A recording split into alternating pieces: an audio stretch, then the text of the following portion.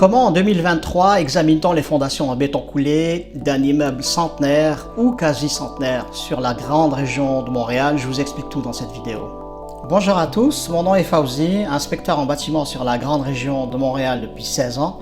Près de 1400 inspections et expertises à ce jour à mon actif et je vais vous expliquer toutes les ficelles du métier. Alors dans cette vidéo, on va traiter des premières fondations en béton coulé qui vont faire leur apparition vers le début du XXe siècle, à partir des années 1900-1910. Auparavant, les fondations étaient en pierre.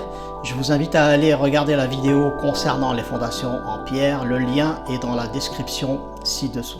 Vers 1910, les fondations en pierre vont progressivement être abandonnées pour le béton coulé parce que c'est plus rapide à mettre en œuvre et puis c'est moins coûteux.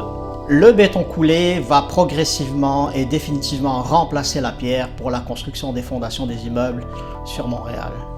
Pour réaliser une fondation en béton, je vous invite à aller voir la vidéo concernant ce type de fondation. Le lien est dans la description ci-dessous. Sur le chantier, le terrain est creusé pour les fondations. Le coffrage à l'époque était monté à l'aide de planches. Aujourd'hui, on va utiliser des panneaux de contreplaqué, de plywood ou des panneaux métalliques.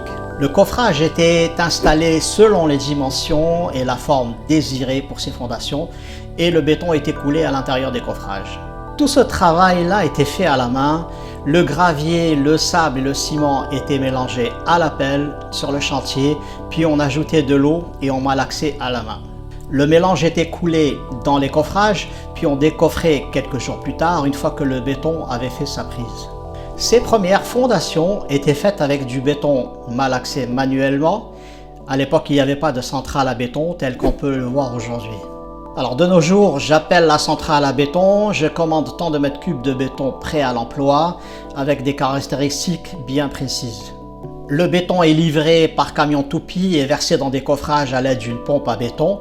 Aujourd'hui, on a un béton qui est homogène, qui est de bonne qualité, avec une bonne résistance. Rien de tout cela à l'époque. Je vous rappelle qu'on se trouve dans les années 1900-1910 et jusqu'aux années 1940, le malaxage se faisait à la main sur le chantier. Puis comme le ciment était cher, on en mettait moins que nécessaire par économie. Cela va nous donner un béton et des fondations moins résistantes. Par ailleurs, pour faciliter le malaxage et le coulage, on rajoutait beaucoup d'eau au mélange, plus que nécessaire. Au séchage du béton, l'eau qui était en excès s'évaporait et le résultat c'était un béton qui était poreux.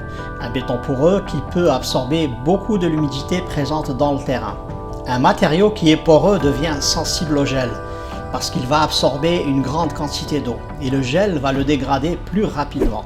Au final, on va se retrouver avec un béton qui est moins dosé en ciment qu'il ne faudrait et qui a été malaxé avec beaucoup trop d'eau.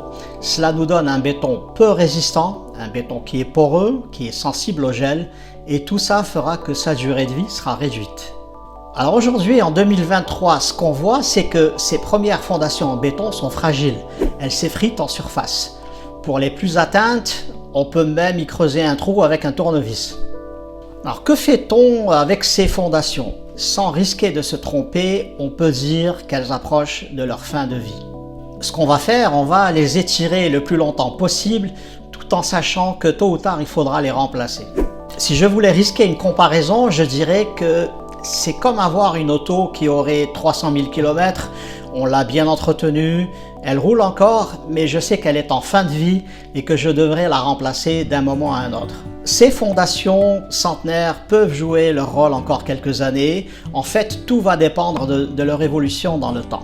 Elles peuvent rester stables de nombreuses années et on n'aura pas à y toucher, ou bien leur état peut se dégrader rapidement et demander une intervention rapide. Pour augmenter leur durée de vie restante, il faudra les protéger de l'humidité, c'est-à-dire veiller à avoir des pentes positives sur le terrain tout autour de l'immeuble pour drainer l'eau de surface loin des fondations. Il faudra aussi contrôler la hauteur de la nappe phréatique sous l'immeuble. Si on maintient au sec ces fondations, on va rallonger leur durée de vie.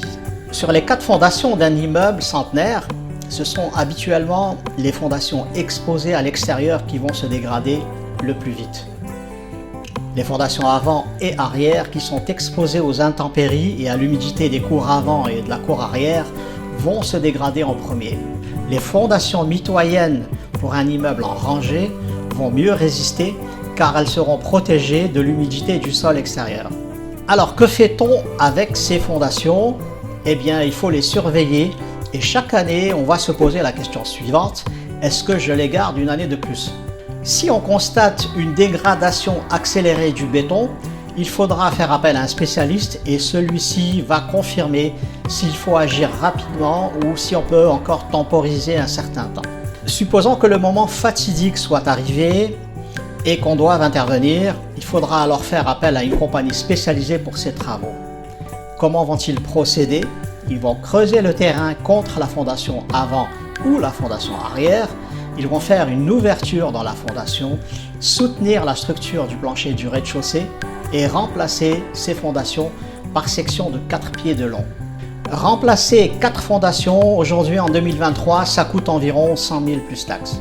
Habituellement, ces immeubles-là ont une cave de service. C'est un espace d'une hauteur restreinte qui n'est pas habitable.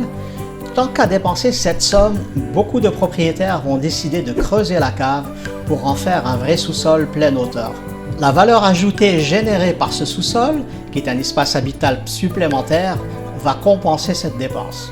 Une fois la nouvelle fondation coulée dans son intégralité, on reconnecte la plomberie et l'électricité, puis on va couler une nouvelle dalle de plancher au sous-sol. Votre immeuble centenaire aura alors un sous-sol tout neuf et moderne et pourra durer encore de nombreuses années. Cela dit, on n'est pas obligé de remplacer les 4 fondations d'un coup, on peut y aller au besoin, parfois remplacer la plus atteinte, la fondation avant par exemple, et temporiser pour les autres.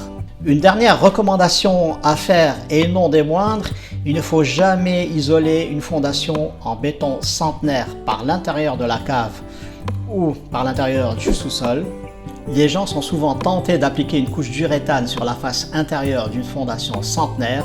C'est une grave erreur. L'uréthane est un bon isolant, il est intéressant à certains égards, mais il ne convient pas à nos fondations centenaires. Shooté sur la fondation intérieure, l'uréthane va former une barrière hermétique et va empêcher la fondation de respirer. Une fondation centenaire non isolée respire. Elle peut rejeter vers l'intérieur de la cave l'humidité qu'elle peut accumuler au contact du sol extérieur. Par ailleurs, l'hiver, la chaleur de la cave va traverser cette fondation et va contribuer à l'assécher, elle va la protéger du gel. Cela va augmenter la durée de vie de cette fondation.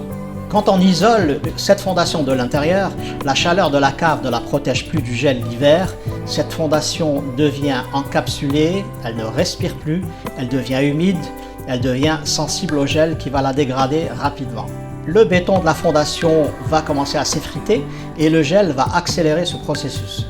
La durée de vie de cette fondation va diminuer rapidement. Par ailleurs, la structure en bois du plancher du rez-de-chaussée, c'est-à-dire les solives de plancher, les poutres maîtresses, ont leurs extrémités encastrées dans cette fondation. Ces extrémités de structure en bois vont pourrir avec l'humidité, les dégâts peuvent être importants et des réparations seront nécessaires pour réparer les extrémités de solives ou de poutres endommagées. Alors vous l'avez compris, il n'y a aucun avantage à isoler une fondation centenaire par l'intérieur. Pour toutes ces raisons, si vous êtes dans ce cas, je vous conseille au plus vite de débarrasser vos fondations centenaires de leur isolant, a fortiori s'il s'agit d'uréthane. Voilà ce qu'on pouvait dire pour les fondations centenaires en béton coulé. Si vous avez des questions, n'hésitez pas à les mettre en commentaire, je vous répondrai. Merci d'avoir regardé cette vidéo jusqu'à la fin, j'espère qu'elle vous aura été utile, auquel cas je vous suggère de mettre un pouce bleu et de vous abonner. Je vous donne rendez-vous pour les vidéos suivantes dans lesquelles on va traiter de nombreux sujets concernant l'inspection des immeubles de Montréal. Bonne journée à tous et à très bientôt.